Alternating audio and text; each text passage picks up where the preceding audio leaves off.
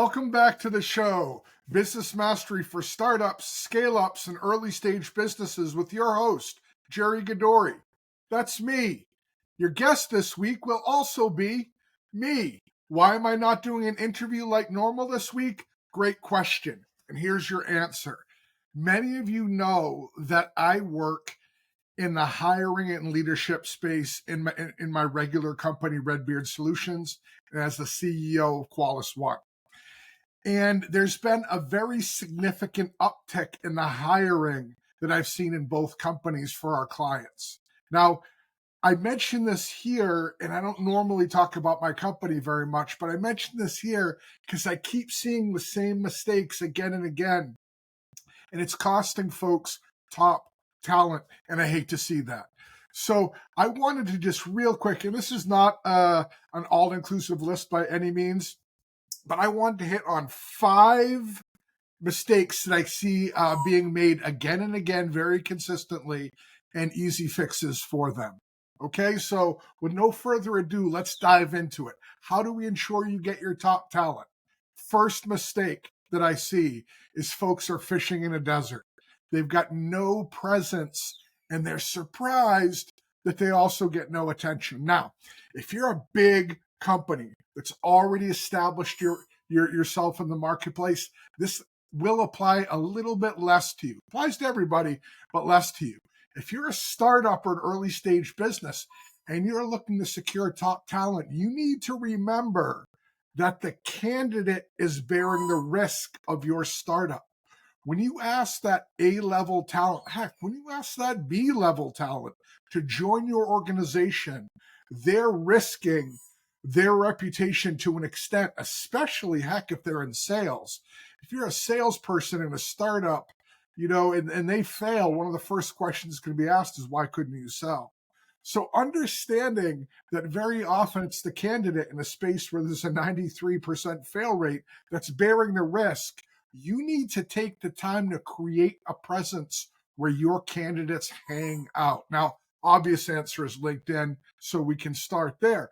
You need to be creating content relevant to your target candidates well in advance of looking to put out job descriptions and hiring ads.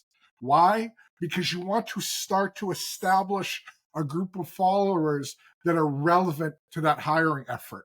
And you don't just want to be on LinkedIn, generic LinkedIn. You want to be in the relevant groups, posting in those groups as well. So if you're an AI company, which, it's 2025 at the time of recording, so 90% chance you are. If you're an AI company, you need to be in the data science spaces. You have to be in the AI spaces. You have to be in the startup spaces. You need to be in the places where, again, your top talent, the ones you're looking to hire, are, and posting things relevant to them. That's not a bunch of spam about your company. That's things that are, again, relevant to that type of candidate.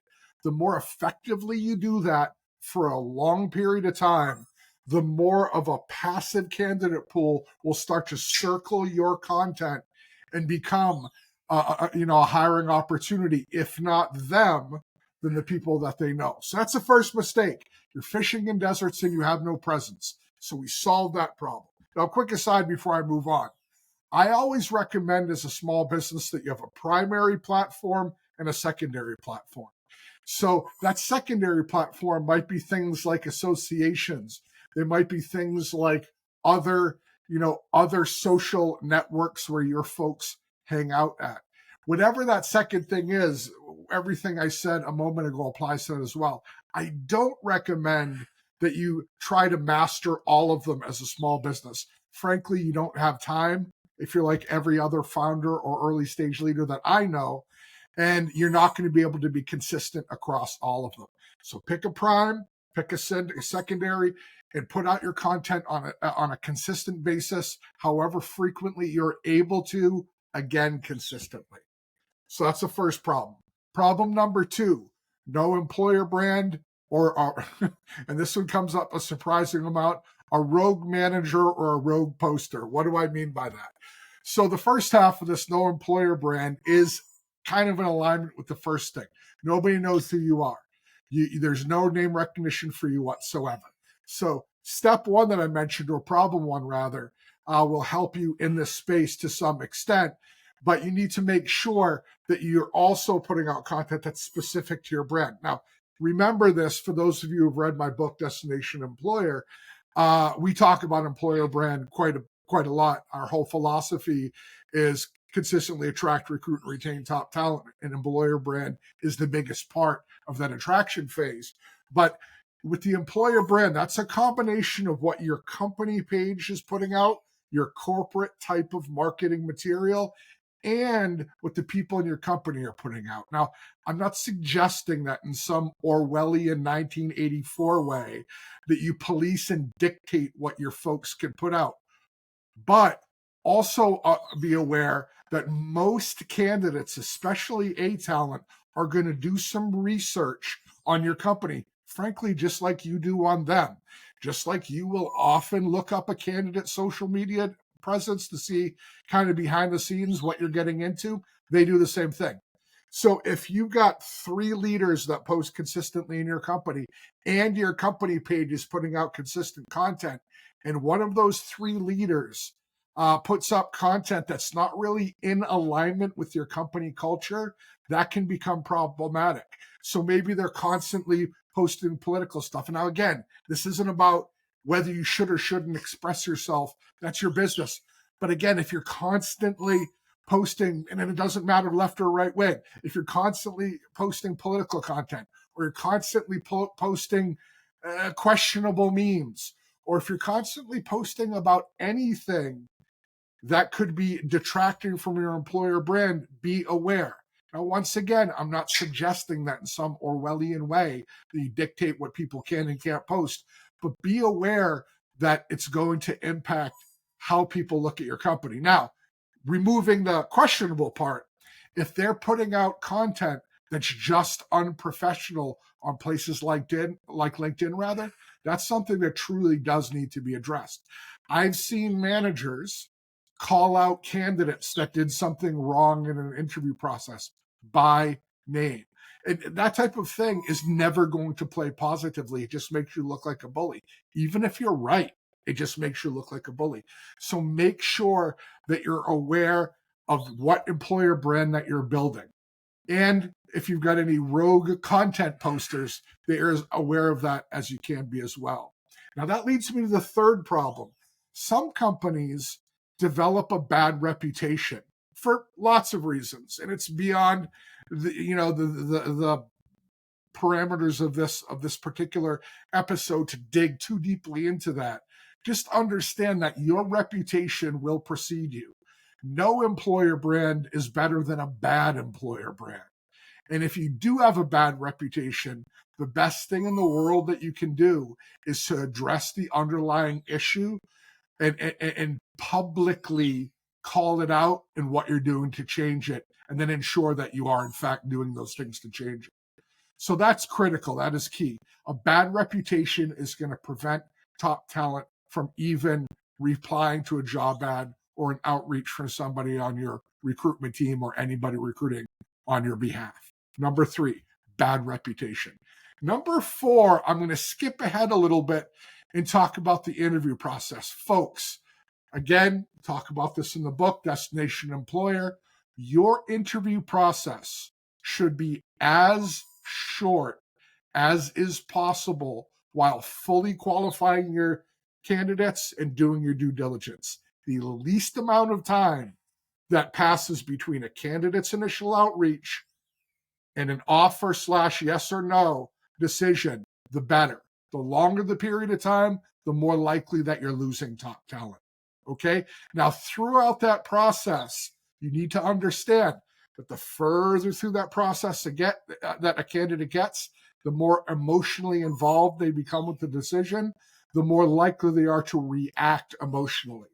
The best way to ensure you lose the minimal number of candidates, whatever your process is to give feedback during the interviews as to how a candidate is doing and what the next steps will be. Share with them what you anticipate the interview process to look like, both in terms of events that occur and timelines. So it might be something like this. Hey, Mr. or Mrs. Candidate, I was very excited speaking with you today. The way things will move forward is this. I'm going to present your package to the hiring manager. They're going to review and see if they have interest. If they do, they're going to assign one of the team engineers to do a technical interview. If that goes well, then they're going to interview themselves to ensure team fit. If that goes well, then they're going to make a hiring decision at that point. It typically takes between 1 and 2 weeks to get through those steps, though I've seen it done as short as 4 days and around the holiday times as often as 3 weeks, though I do not anticipate it being anywhere near that long this time. By doing that, your candidate now knows what to expect. Now, if your business is anything like mine, sometimes things change and you don't get to follow your standard plan.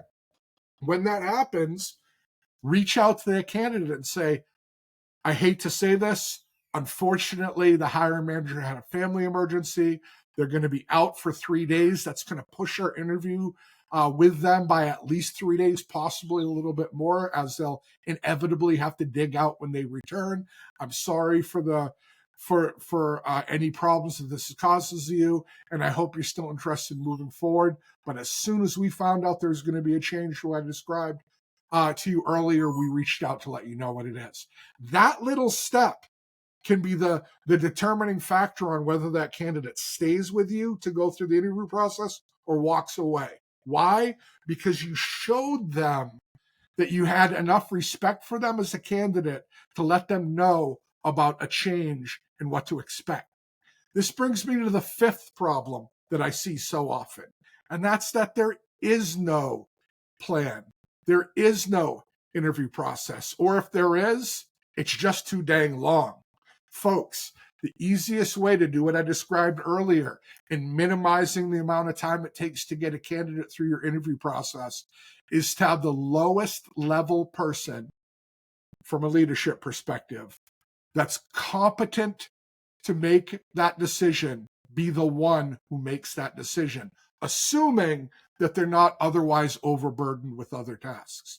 Let me say that one more time. The lower in your leadership funnel, or the lower in your leadership level that you can go, the more likely it is they can move quickly. Why? Because typically they'll have more time and they won't have to get a million sign-offs to make a decision. Now, much like I said, your interview process should be as short as possible while still fully qualifying your candidates. Same concept here. I'm not suggesting you have a person responsible for making a hiring decision who's not qualified. I didn't say that. I said the least senior person who's qualified. Now, beyond, again, the scope of this episode, but beyond the interview process, this does another important thing for you.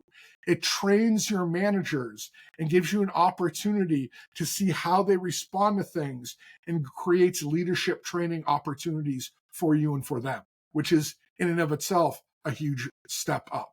So make sure that you've got a detailed interview process. Make sure that everyone in that process knows what their responsibilities are and have the time to do them. I'm going to say that one more time, and have the time to do them. Very often I will see an engineer being tasked with interviews when that engineer is already backwards and buried in work and they don't have time for interviews. So when they do them, and they do them begrudgingly often because they're already swamped, they put them out 3, 4, 5 days because it's the soonest time that they can make that happen. That's too long. That's too long most often. If every person in your 4-person interview process needs 4 or 5 days, that's a long interview process and it's too long. You're going to lose top talent. So make sure, again, define process. Everyone knows what their responsibilities are and has the time to complete them. And people are held accountable for whatever it is that they're committing to. Now, you can only fairly make them accountable if you're giving them the training and the authority to do the job.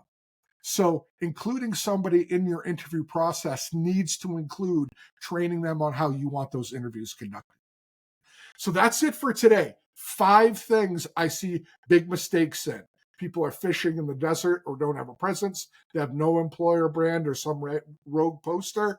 They have a bad reputation. They don't offer feedback during the interview process, or they don't even have an interview process at all. And so things take too much time. I hope that helps you to up your recruiting game. Remember this, folks. If you resolve these problems, you're going to have a superpower that your competitors don't. Where their interview funnels are leaking, you're going to be catching talent and not losing it. That's all I've got for you this week. Continue being awesome, and I look forward to speaking with you again next week.